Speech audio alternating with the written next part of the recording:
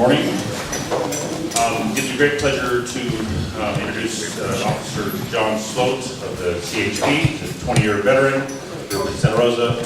He's got 2 8-year-old twins and a young son. And he is, if you read any article about the CHP, he's in there. He's the public information officer, and he's all over social media and everything. He's got something to say. Thank you.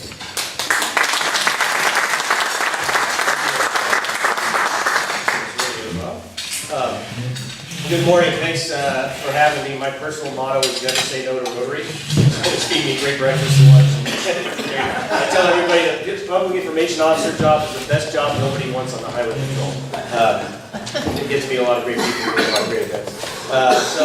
Yeah, I grew up in Santa Rosa. I have some pretty solid ties to West Sonoma County. My grandmother's first teaching job was at Forestville Elementary School in 1932. And I still have an original teaching contract for $1,300 a year. It's pretty interesting. I grew up, when I first got back here as a child and a toddler, I was out on Green Valley Road. And first, about 10 years or so that I was back in Sonoma County on this job, I worked what we call Beat 32, which is everything from Sebastopol out to Monterey. So spent a lot of time out in West County. A little about me. I went to Pioneer High School and Sonoma State. I wasn't really sure what I wanted to do. I thought about teaching. I got a degree in history, but I fell into one of these jobs that was just paying the bills. I was in the art business of all things. Ran a couple of art galleries, and I had a friend of mine in high school, not a close friend, but somebody I'd known for many years, that always wanted to be a cop. And he ended up going to Long Beach State and got on as a reserve officer with the Compton Police Department in Southern California. And some of you that have been around may remember this. In the early 90s, he finally got hired on by San Jose PD and was anticipating moving back up here. His ultimate goal was to get back to Santa Rosa and be on the Santa Rosa Police Department, coach Pioneer High football. His second to last shift, he filled in for somebody that called in sick. He and his partner made a traffic stop on a known gang member. Long story short, struggle ensues. Gang member pulls out a semi-automatic pistol, shoots them both. They go down, shoots them both in the head, kills them. Big funeral in Santa Rosa. And I remember driving from St. Rose Church to the cemetery on Franklin thinking, what am I doing? What am I doing to make a difference? What am I doing to improve my community, like Jimmy was? So that's when the seed of getting into law enforcement started. And I thought, again, about teaching. I thought, well, you know, that's something I can do a little bit later. Law enforcement is something you need to get in when you're young. So I looked around. I did a lot of research. I did ride-alongs with San Jose PD and the Sheriff's Department and Marin County CHP. And when I went with the Sheriff's Department and Police Department, we responded to domestic violence calls, we responded to trespassing calls, we responded to suspicious persons. We kept responding to things that had already happened. Very interesting, really fun times. Then I went on the ride-along with Marin County CHP, and we arrested a drunk driver. We pushed the big rig off of the Golden Gate Bridge with our little Crown Victoria. We stopped a guy transporting methamphetamine. We did all this stuff that to me seemed so much more proactive. That really got my juices flowing for the highway patrol. So I applied to several different agencies. This is one I wanted. This is one I ended up calling me first. With the highway patrol, it's a little bit different from other police academies. It's the state's only live-in academy. There is only one. If you want to be on our department, you will go through that. Our academy in West Sacramento. It's live-in. It's like Marine Corps boot camp with law school crammed into it. The nice thing about it is once you start there, you're being paid. So you're living there, you're getting food, you're not paying rent, but you're collecting a paycheck. So that was kind of nice for me. And I was the old man in my academy class. I was 28 years old. The age limit back then was 31. Now I believe it's 35. Again, we're the only department in the state that has an age limit, and that's because you have to go through our academy, and it's extremely physical to get through. It is 27 weeks long, slightly longer than average post academy.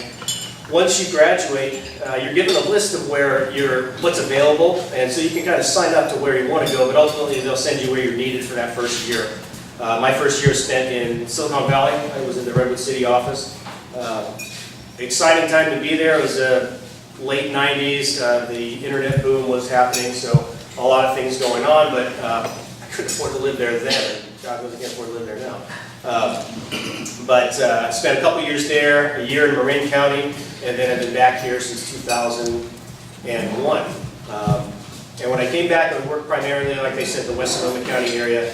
Lots of stuff going on out here. And when people think of highway patrol, you think chips, right? You think freeway all the time, up and down the freeway. Well, a highway is, as you probably know, any paved public roadway where you're allowed to drive a car, ride a bike, or walk or crawl. So we have a lot of jurisdiction out here. As the state police for California, we do everything from write parking tickets to investigate homicides. But our main mission is always going to be traffic safety. And that was, on that ride along, that was pounded home to me in Marin CHP when I thought back on it and thought, you know, the family that could have been hurt or killed by that DUI driver is never going to know we made that arrest. You know, the people that could have hit that big rig are never going to know that we pushed it off there in the middle of this storm. The kids that could have outpulled those drugs, those parents are never going to know we intercepted it and got out of jail. So when I initially thought of it, I thought, traffic enforcement, that is not sexy at all. You know, I want to investigate homicides, I want to catch drug dealers. But then I realized traffic is the thing that affects all of us every single day. When you leave here today, knock on wood, you're probably not going to get murdered. You're probably not going to get kidnapped. Terrorists are probably not going to attack. But the chances of you leaving here today and being involved in a traffic incident, much higher. So I'm very glad to do it. And part of my job, as a public information officer, I don't have to write tickets or arrest people if I don't need to.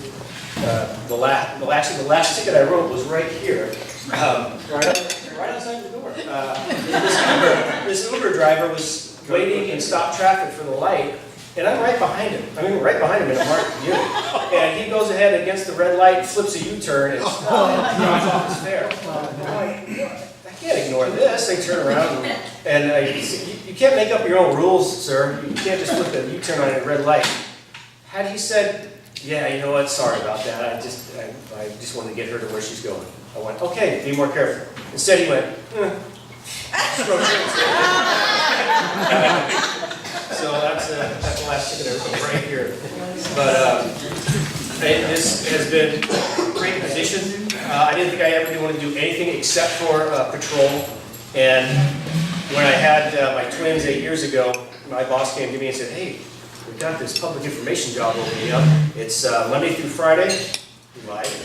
He lied. 8 to 5, holidays off. More lies. But it's really flexible. It's great for family life. I was like, all right, well, how long do you want me to do this? Well, just give us a minimum of 2 years. All right, I'll do it for 2 years. And I just started my 9th year. It's extremely busy. I'm far more busy than I ever was on patrol. And that's because our department stresses education over enforcement. I don't know if you know this, but we don't get any money for tickets, which is unfortunate because I can use a new car. But every time you pay your registration, you'll get a little piece of paper with a pie chart on there showing where your money goes, usually. A little sliver of that is the highway patrol. And that was set up in 1929 when our department was created so that we did not look like a revenue-generating machine for the state. If I write a ticket out, that ticket I wrote out here, part of that money goes to the court, part of it goes to the city of Sebastopol. If I'm outside the city limits, part of that money goes to the court, part of it goes to the county. Our only incentive in enforcement is to save people's lives and protect property. So we have no financial incentive to write tickets. And like I said, I am so busy, mostly at schools these days. When I went to Pioneer in the 1900s, we had driver's ed. Whole semester, the county owned a fleet of cars we could go drive for free every week.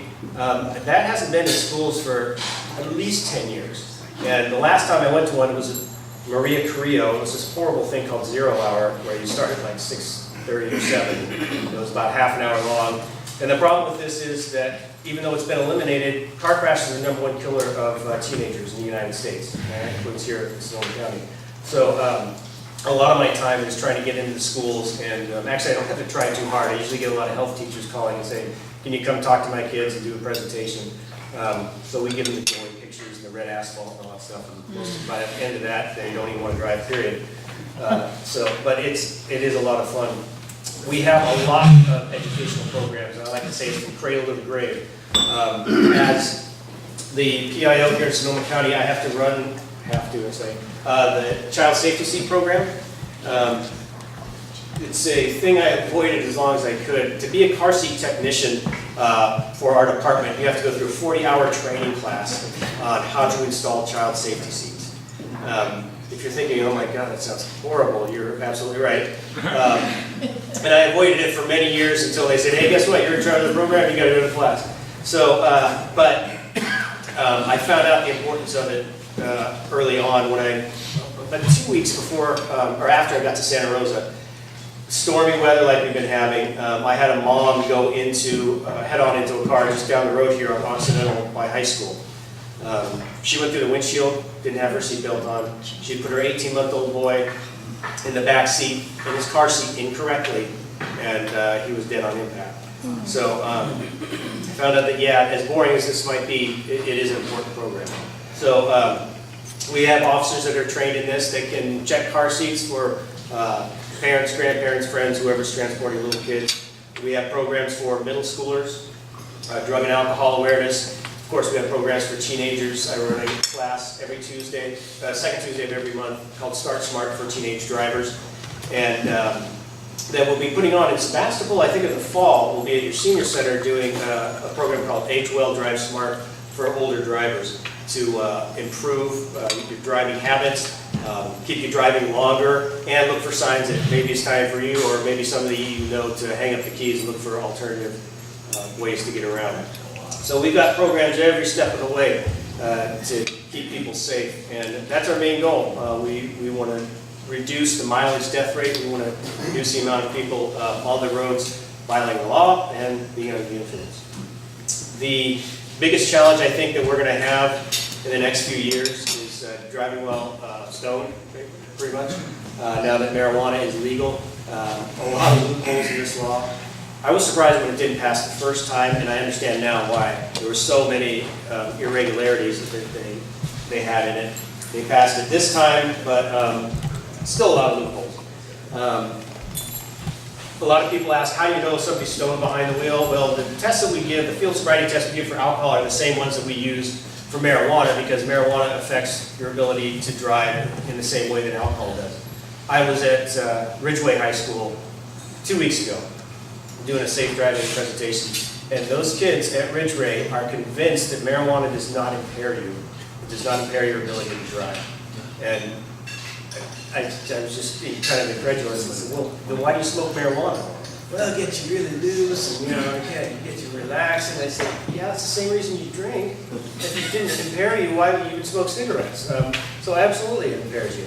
The difficulty we're going to have with marijuana is, we all know if you're a 0.08% blood alcohol content, you're presumed to be intoxicated in California.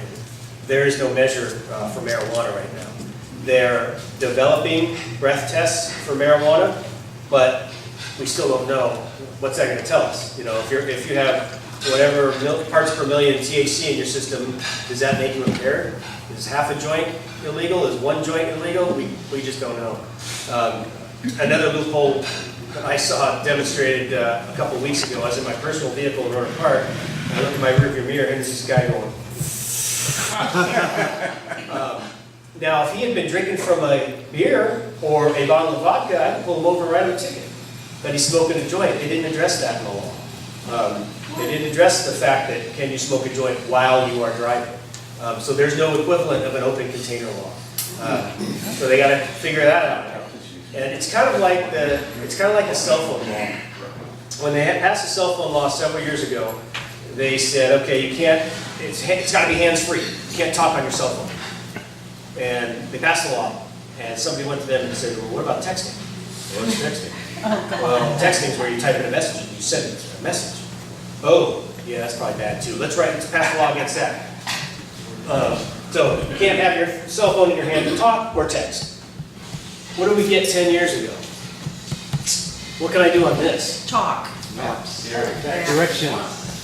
Email, the news, the weather, social media, everything, right? So a guy gets a cell phone ticket in San Diego about 4 years ago now.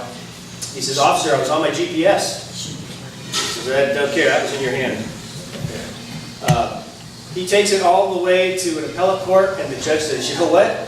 Poorly written law doesn't say anything about GPS in your hand, so you're not guilty." So law enforcement and state legislation is scrambling. As of the first of this year, no handheld electronic devices, period. You can mount it, and you can touch it, or you can swipe it, but you cannot have it in your hand.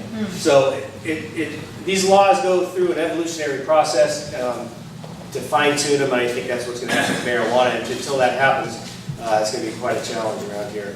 So, what questions do you have for me?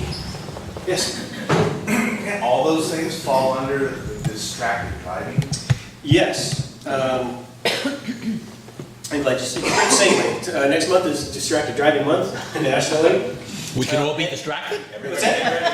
You're all supposed to be distracted for a month? Just this Distracted Driving Awareness Month. Oh.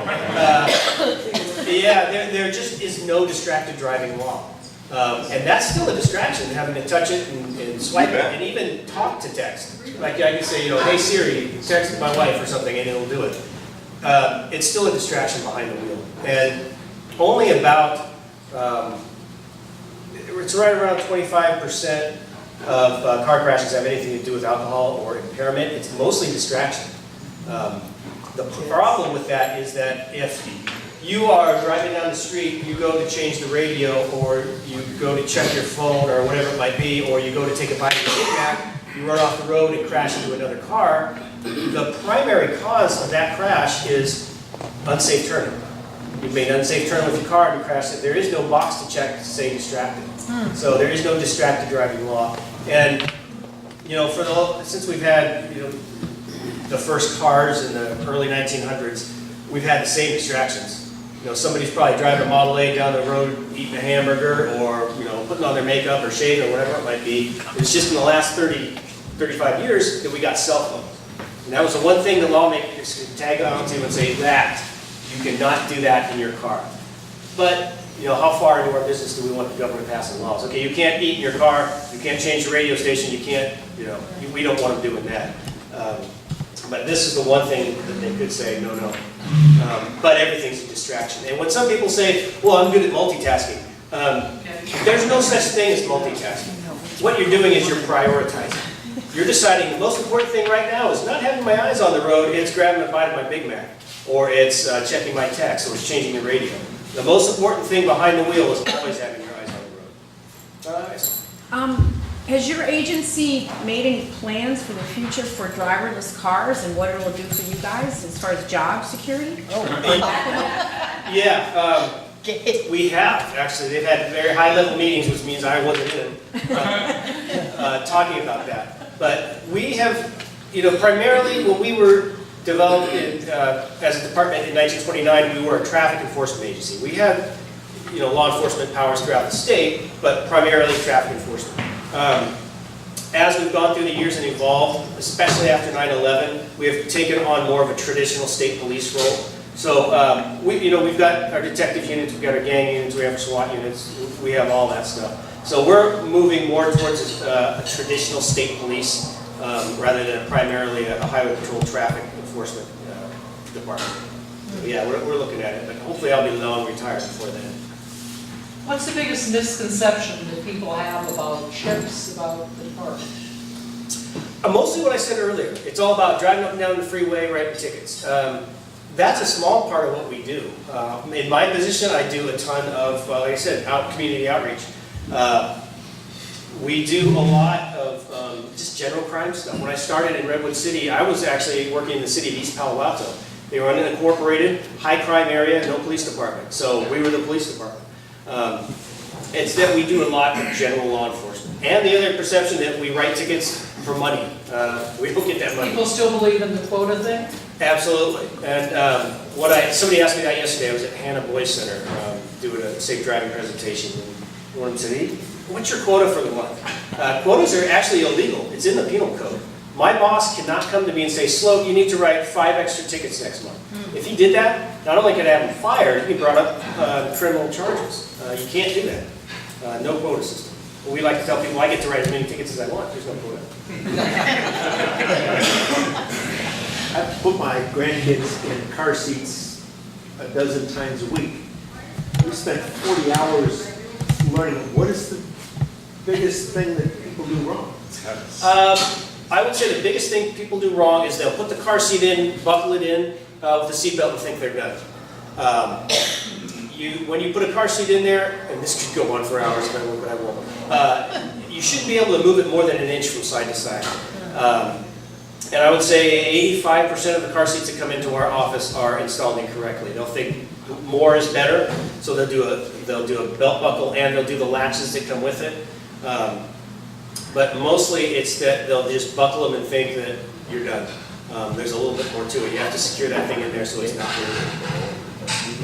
What is the local department's policy with regard to interacting with ICE? We have absolutely nothing to do with immigration enforcement. The only time, and the sheriff put out a release a couple of weeks ago explaining what his role is. It's really them. Once they get to the jail, they look them up. But as far as our department, we don't care. We don't care if you're driving safely. We care that you're licensed and insured. So we never inquire on immigration status. I'll start with it. I drive a lot, and I drive on the freeway, and I notice that people seem to lack education about what's going to get everybody collectively through more quickly. Keeping a distance so the start and stop doesn't happen, which gums everybody up. Swinging out, passing on the right, staying in the left lane. I don't see much education out there, and I've designed it for you. The curriculum that would show people how to drive when they're getting their license, and also have occasional roadside signs that says maintain X Speed up a grade. separation. Yeah. No, where is that? I think that comes from a lack of driver's education that we had back in the 60s, 70s, 80s. It's not present anymore. I mean, you can do these days. Since the early 2000s, all you have to do is a few hours of classroom work, and that can be online, and 5 hours with a licensed instructor behind the wheel. Oh, I'll tell you. And my mother got a license. It had gone for a while. She took the test. Yeah, it's scary. There's just not enough. There's not enough requirements out there to get a driver's license, and I think you've got a whole. Starting, I don't know when, you have a generation of people coming up that just need to get to where they're going. And those things, flow of traffic, safe space cushioning, signaling for, they don't care. Yeah, beats me. I mean, that's what I tell people. If it was an option, it would be like leather seats. Hey, you want leather seats? No thanks. You want a turn signal? No, I don't need turn signal. It's not an option. You got to use it. John, one of the things is that I have a 2017 car. Like with my phone, I can start it out there right now. I can honk the horn. I can blink the lights. And I've got Facebook that, if I want an app for Facebook hooked to that comes up in these new cars. The third. What I was going to say, the third largest cause of accidents, which is new, is technology. Yes. For example, I have emergency braking in front, that if I miss something, it will stop the car. Now, I don't know if that's going to work all the time, so I still pay attention. Write this down. But there are a lot of people who are going to rely on the technology and not think they need to worry about driving carefully. Yeah, you talk about self-driving cars. I think we're in an in-between period.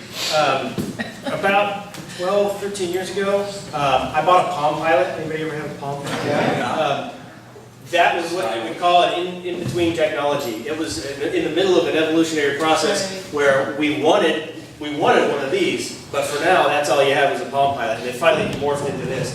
I I think with vehicles, we're seeing a period of that right now, where you've got all this technology, and they want to cram it all in there, and then they want self-driving cars eventually. I think it's gonna morph into something like that, where you have the self-driving cars, but and they're watching out for you, and you're just a passenger like you would be on BART or in a train or something. But until then, I would say a dangerous time where you have. I tell everybody, leave. After speaking to you, please leave here more paranoid than when you got here. Because one quick story, I got a call one time of a major crash, Fulton and River Road. So I'm going code 3, lights and sirens, 80, 85 miles an hour, River Road approaching Trenton. And I could see this pickup truck coming to the stop sign. And I could just tell he wasn't going to stop. And sure enough, came to the stop sign, looks at me, right in front of me. I'm mad, but I'm going to this emergency, so I'm going to give him the stink eye as I go by. At that moment, my dispatcher got on the radio and said, you can cancel, it's a non-injury collision, everybody's on their way. Yeah. Got on his bumper, turned on the loudspeaker, said, you have everything in your hand. When I get to the window, pull over in the next driveway. So I pulled over, I grabbed his stuff, and I had a few words with him. And the unwritten rule in law enforcement, don't quote me on this, if you're going to yell at somebody, don't write them a ticket. Because they'll complain, this officer was rude, he was unprofessional. And I tell every group I speak to, if you are treated unprofessionally by law enforcement, especially us, please call and tell us. I mean, if cops are a bunch of Boy Scouts, I consider us the Eagle Scouts, and we want to know if somebody's out there treating us bad.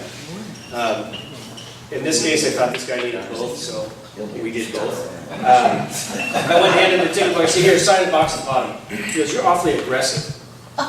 What? You're yelling at me, you call me an idiot. You call me an idiot.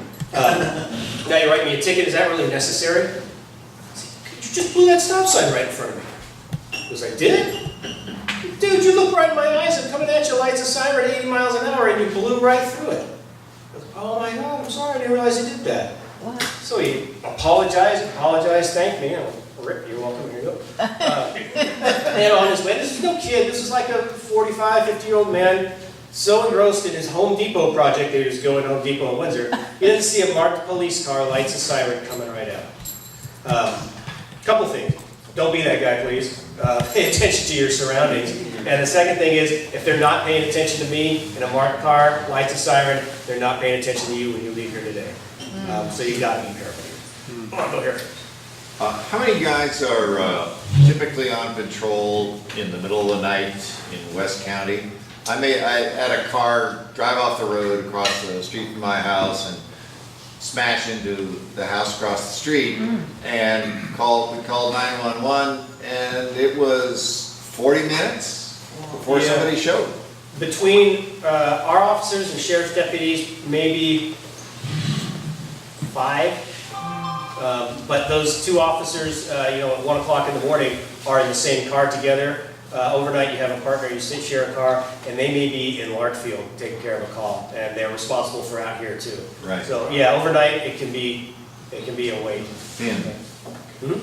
If you suspect that a cell phone was used in an infraction or whatever happened, what are your obligations about securing that? Because that could be evidence showing, that they received texts at a certain time and stuff like that. Yeah, if we suspect a cell phone's involved in any kind of major injury or fatality, we'll get a search warrant for the cell phone records. So but you actually take the cell phone at the time until you can get the physical phone. I mean, Yes. If you give someone time, they could make some changes. Yeah, if we think at the scene that maybe the cell phone was the issue, we'll seize it as evidence. If we, develop through our investigation that, hey, somebody said, they were talking to him at the time of the crash, we can always go back and get the cell phone records. Right. The high schools around here have run a program called Every 15 Minutes for the last few years, and we've contributed to that on a number of occasions. In your opinion, has that been an effective program? Yes. We just did Amley last fall. And we know it's not going to affect the entire school, the entire student body, but that core group of kids that participate, they're involved in the crash scene, they go to an overnight, they talk to people who've been victims and perpetrators of felony DUIs. They come back very affected, and we count on them to go out to the rest of their friends and spread the word that this is serious. You don't get behind the wheel if you're impaired. So that for that core group, it definitely makes a difference. The best example I've seen is Cloverdale, where in the early 2000s, we had several DUI-related incidents with students at Cloverdale High School. Since we started the program, we've had 0. So, yeah, it does work. It's a big undertaking, but it works. Well, that's great. Thank you. Thank you. All right.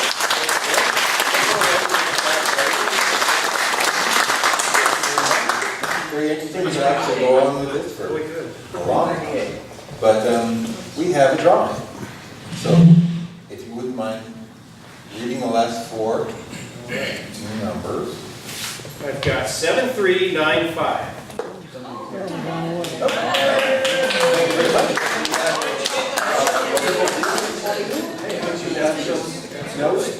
Don't use it in the car. Yeah, not while I'm driving. Okay, Diane, you feel lucky?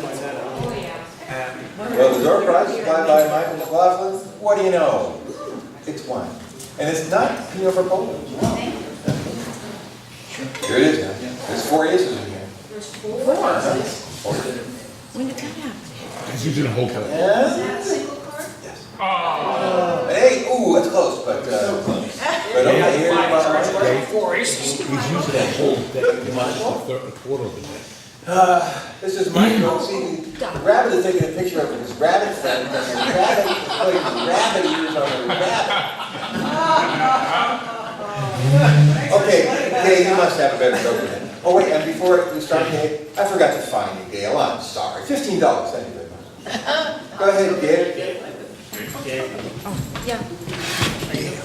Camel jokes. Okay, you know my propensity for blonde jokes, right? So I got another one. So there's a blonde and a redhead, and they have a ranch. And sadly, their bull died. So they needed to replace the bull, but they only had $500. So the redhead went into town, and she told the blonde, if I find a good bull, I will send you a telegram. So she found a bull for $499. So she went to the telegraph office, and she was going to send a telegraph, but she found out that it was $1 a word, and she only had $1 left. So she thought to herself, well, I guess I need to come up with a word that I can send. So she tells the telegraph officer to send the word comfortable. And he's very skeptical, and he goes, comfortable? How's she gonna know to bring the truck and trailer? Was that just that one word? And she says, well, come on, she's a blonde. So she reads slow, come for table. Another thoughtful joke. How to find him, but I'll So, Joe, happy trail. Bye, everybody. Trails to you till we meet again. Happy trails to you, keep smiling until then. Happy trails to you till we meet again.